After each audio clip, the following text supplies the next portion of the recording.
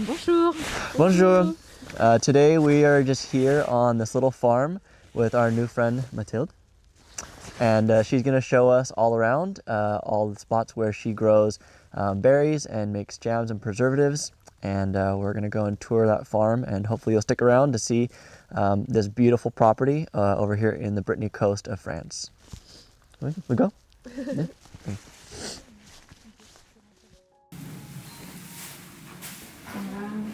Thank you.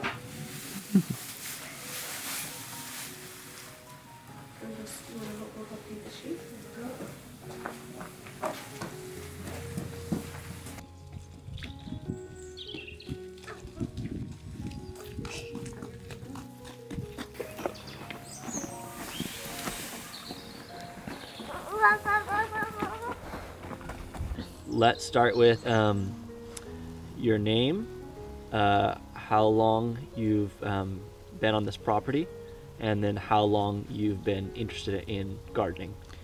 Donc je m'appelle Mathilde, j'habite à Saint-Nicodème depuis 2011 et après la ferme, je me suis installée en 2021 et qu'est-ce que je peux dire? Et je m'intéresse à tout ce qui est jardin, culture depuis que je suis née, depuis que je suis toute petite. Alors moi je suis animatrice nature au départ. Et j'interviens auprès des enfants pour les sensibiliser à l'environnement et protéger la nature de manière générale. Et ça fait 20 ans que je fais ça, et je trouve que c'est pas aux enfants à protéger la nature, mais c'est à nous les adultes de protéger la nature. Et après on a planté. And then so it all starts with sheep. Et les moutons viennent plus. Et tout a commencé avec les moutons. Ouais. And first the sheep and now they don't. Non, nous.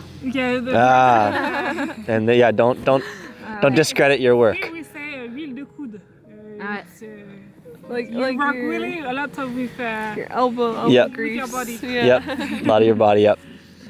and then sheep and then all these plants and then they plant the trees and now the sheep don't come anymore. Ah. Just, Yeah. Mais les poules pourront venir ici. but chicken can go Mm. could go here. Is that her main source of fertilizer for it, or does she bring in fertilizer? No, they don't bring The chickens and the sheep, yeah. the manure. Yeah, to cut like properly pruning, the trees, Mm. and like that he has a lot of branches, Okay. and he makes chippings with. You know, he Yeah. crush it, and so they have a lot of chippings, Ah. and they put that here, and it's very, very good for the soil. L'agriculture en Bretagne, c'est un gros problème. Il y a beaucoup de... C'est des gros élevages, on utilise beaucoup de fumier, de lisier, de pesticides et d'engrais. Ça pollue les sols, ça pollue l'eau.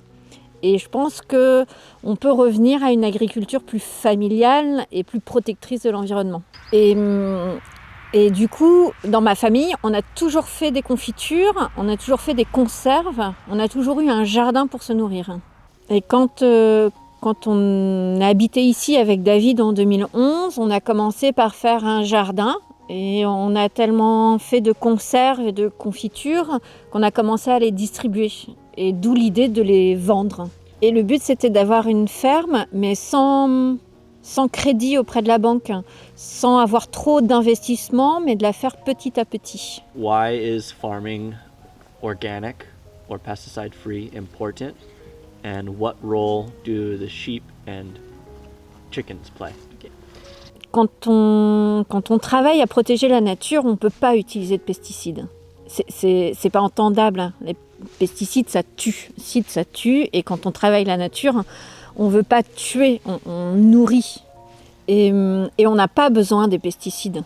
Sur des petites fermes, sur des endroits où on respecte les équilibres, où l'homme peut se nourrir, peut travailler la terre, mais pas l'abîmer au point d'avoir besoin de pesticides ou d'engrais. Et en fait, la nature, elle a ses équilibres, et on peut être en équilibre avec la nature tout en produisant de quoi se nourrir et nourrir quelques autres. Et le but, c'est de ne pas nourrir le monde entier, juste ceux qui sont à côté.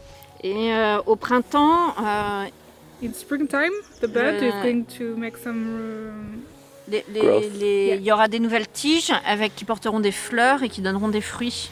And then the ones down below, you cut low. Side, Et du coup, on coupe she's going to cut this piece juste en dessous just before le dernier fruit. it has given. Et moi, j'utilise la biodiversité, les animaux. Et du coup, on a aussi plutôt les poules qui vont m'aider à désherber, à manger les insectes que j'ai pas très envie qu'ils aillent manger les framboises ou les fraises. Et j'essaye de regarder, en fait, j'observe beaucoup la nature. Je passe beaucoup de temps à réfléchir. Des fois, j'agis pas assez vite, mais j'essaye d'observer, de regarder comment ça fonctionne, et je teste beaucoup. Et les moutons vont être là pour entretenir, pour garder l'herbe basse autour des cultures. Et on utilise aussi un peu le fumier. So, what are all the main crops that you grow, and how many products do you make from them? Après, en quelle quantité, c'est difficile à dire, ça dépend d'une année sur l'autre. Mais cette année, je peux dire que j'ai fait 90 kg de framboises, j'ai ramassé 90 kg de framboises et 80 kg de fraises. Je fais aussi des cassis, groseilles, et j'ai semé cette année des coquelicots pour faire du sirop de pétales de coquelicots. Alors j'ai fait à peu près 200 pots de confiture avec les 80 kg de fraises, et j'ai dû faire une centaine de bouteilles de sirop, et j'ai fait une vingtaine de bouteilles de sirop de framboise, et pareil à peu près 200 pots de confiture de framboise, mais avec et sans pépins. C'est une toute petite surface avec des cassis, des groseilles, des framboisiers.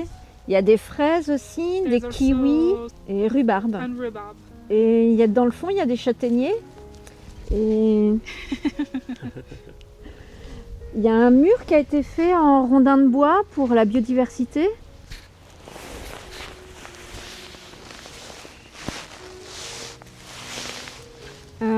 Et on a planté, tout le talus est planté avec des arbres fruitiers, mais qui sont tout petits. Le but, c'est de réussir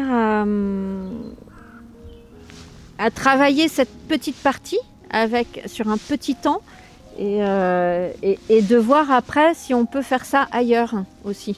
Qu'est-ce que tu vends et où on peut trouver tes produits? Qu'est-ce que je préfère faire? J'adore être dans le champ avec les mains dans la terre. En fait, on désherbe, mais avec les mains. Et vraiment, il n'y a pas de désherbage mécanique, ou avec des produits. On fait ça avec les mains. Et ça, j'aime, parce que je vois les plantes qui poussent. Du coup, je sais comment est mon sol. Je vois les animaux qui vivent dedans. Et je sais quel travail ils vont faire dedans. Je sais si mon sol il est bien ou pas. J'adore la cueillette aussi, quand je cueille les framboises ou les fraises.